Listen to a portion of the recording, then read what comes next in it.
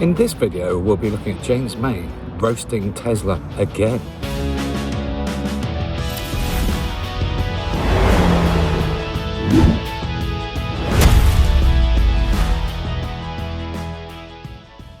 Hi, welcome to Tesla Dave. Well, James May has owned a Model 3 Highlander for some years and recently posted a video about the criticisms of the model, roasting it basically. So some of it is fair comment, some of it I disagree with, but we'll be going through each point one by one and I'll be offering my take on it. I've owned a Tesla for 6 years. So let's go with the first criticism, which is quite a common one. Hello viewers, this is my Tesla. It's a Model 3 Highland long range. It's the closest thing I have to an everyday car, a daily driver.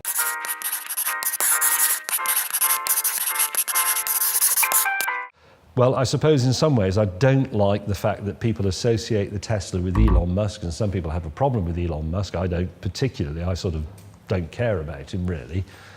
But they say, oh, you're buying a Tesla, you're supporting Elon Musk, oh, he's a fascist. I don't buy it to support Elon Musk. If anything, I buy it to support the engineers who designed it and made it happen, because it was a rather remarkable achievement. A startup car company not many years ago.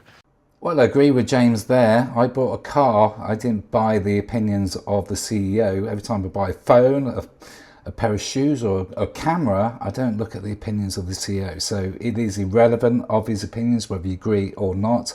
I'm not subscribing to Elon Musk, I'm subscribing to Tesla and all the work the engineers did and producing a fine car, which has been groundbreaking. So on that respect, James is absolutely right. James, what's the next one? Things that I dislike are, for example, to turn off the lane departure warning. You have to turn it off every drive because that is mandated by law. You have to go to autopilot and then you have to scroll down with your finger and then you have to find lane departure avoidance and touch it to turn it off. So that's sort of 3 steps, but you have to actually look at it because that's the problem with touchscreens. I think this is well understood these days and people are against them, and I'm not entirely sure about them, if I'm honest. So that is annoying. Well, for safety reasons, I always leave mine on. It would actually annoy me more having to turn it off each time, and it really doesn't bother me. But I get that, yeah, to turn it off is a bit of a fathom, but really, does it really matter? It's not something that would annoy me, to be honest. James, next. The buttons on the steering wheel. So the indicators are press buttons on the steering wheel rather than a stalk, and they're both on the same side. Now my Ferrari has press buttons, obviously, on the steering wheel, so you play it being a Formula 1 driver.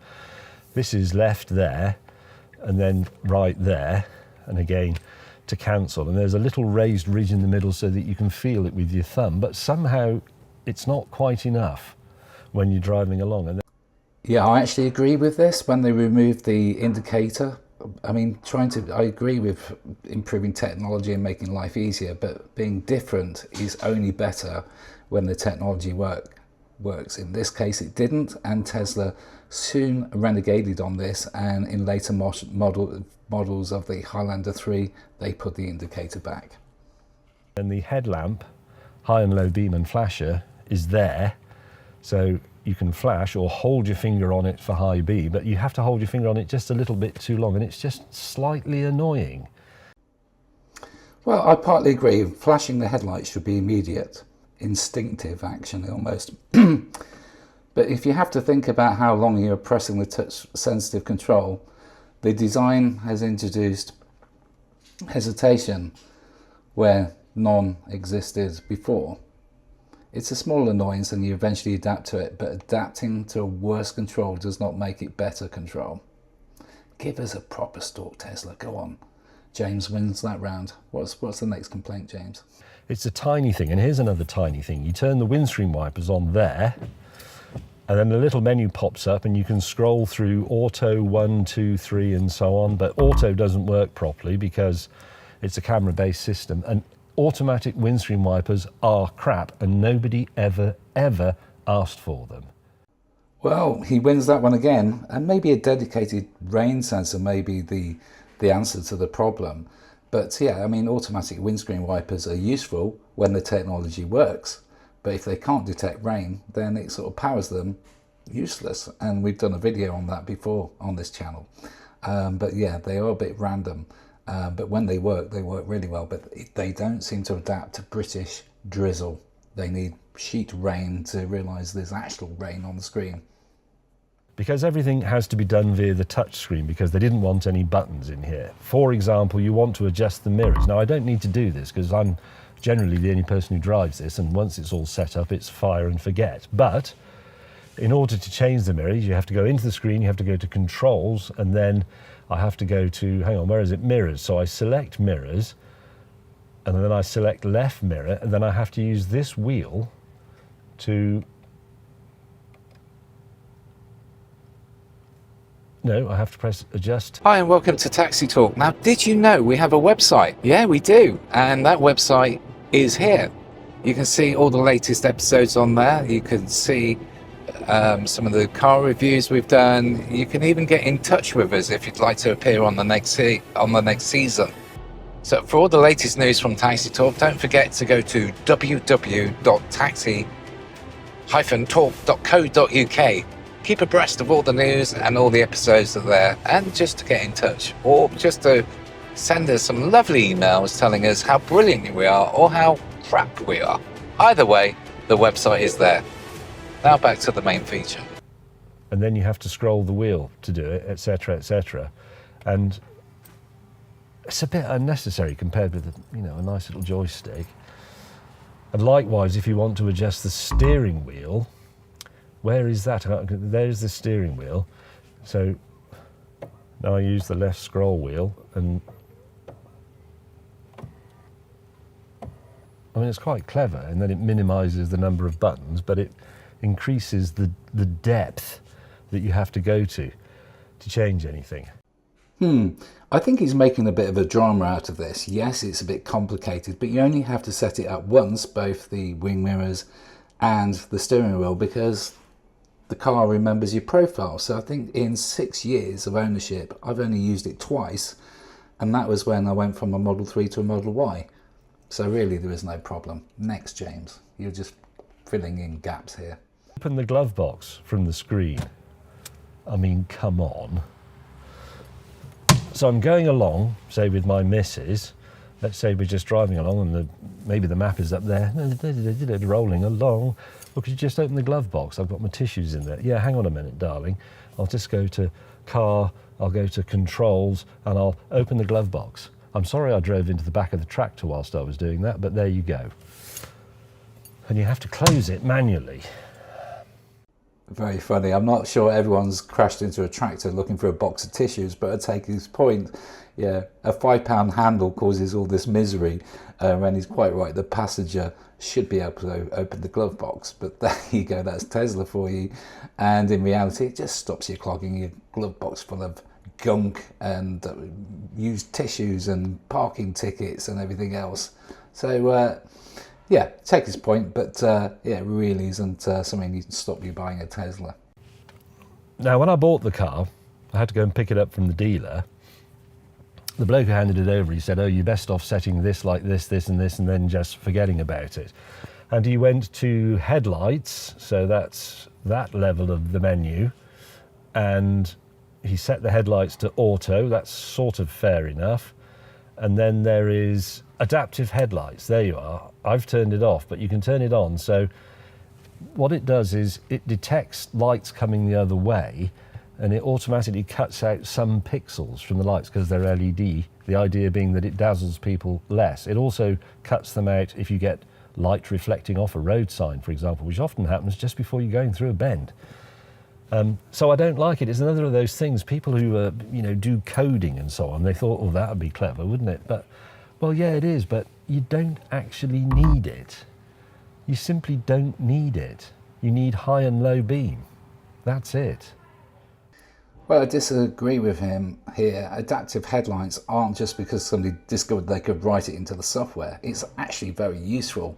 And yes, there's some annoyances about it, as James just alluded to. But really, do you really want to go back to manually doing high and low beam?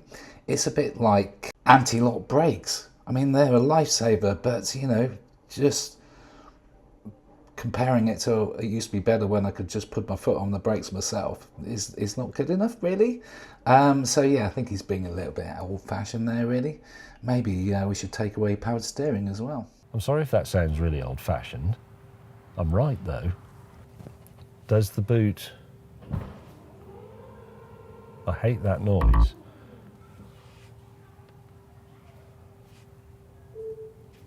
And I hate that it beeps. Why does it have to beep? Safety warning? Well, I suppose so, because it's automatic. I'm not really sure why you need an automatic boot. I suppose it keeps your hands clean. But, you know, in cars with a conventional manual boot, my Fiat Panda, for example, I don't open it, put something in the boot and then think, I better make sure my head's out of the way before I shut it. Because you just don't do that, do you? You don't put your head in the way of a boot closing. So I don't really understand why it has to make that little chirp noise. It annoys me. Well, I think James is desperately trying to find something he dislikes about a car he clearly loves here. And that beeping noise purely is to warn people nearby behind him that this large chunk of metal is making movements and could chop their heads off. It's also useful for opening the boot for the missus so she can put the shopping in.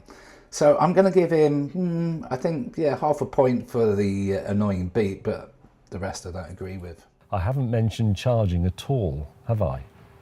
Despite what everybody says, all the people, all the EV evangelists saying, oh yes, well I go and recharge my car and by the time you filled up your petrol car and been for a wee and bought a cheeseburger, I've put 150 miles on. It simply isn't true. I'm so sad, I've timed myself filling up my 911 and it took me 3.5 minutes, including going and paying for it. And the 911 has a big tank, as we know.